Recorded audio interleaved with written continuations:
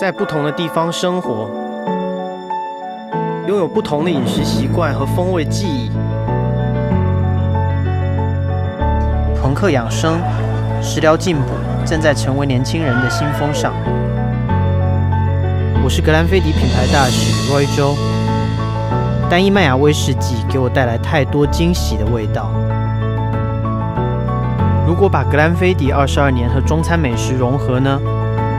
又会是种怎样的全新体验？走！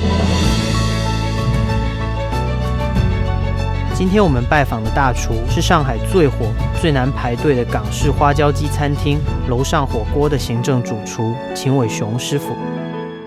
Hello， 你好，你好，大明，很高兴来拜访您。好，这边请我吧。那今天秦师傅帮格兰菲迪22年准备了一道什么菜？楼上金牌花椒鸡。楼上自从开业以来，花椒鸡一直都是沪上最火爆的养生搭配。到底有什么样的秘密，让我们这家餐厅一味难求呢？跟我来就知道了。好，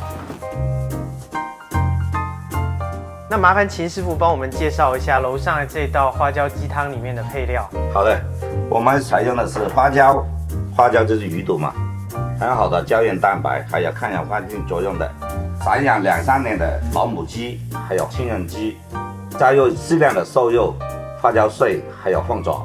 所以说，我们平时用到的老母鸡是提升它的汤底味道，对。然后我们用到清远鸡是提升整体的口感的质地的，对不对？对。怪不得楼上的美女食客会那么的多。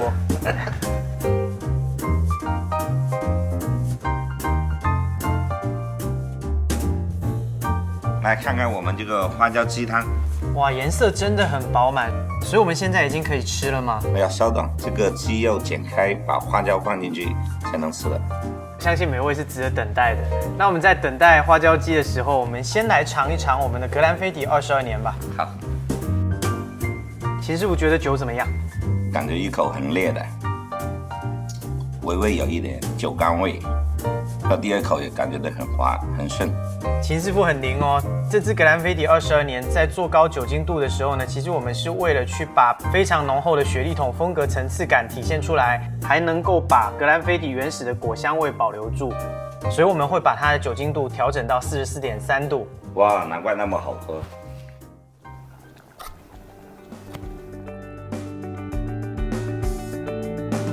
把我们的鸡剪好了，把花椒放进去。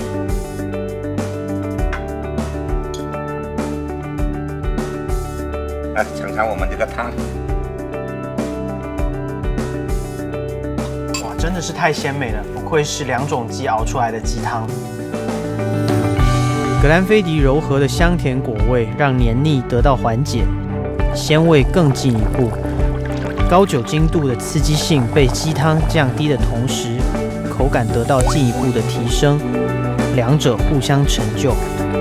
看来我们这次尝试的很成功。没错，格兰菲迪22年和花椒搭。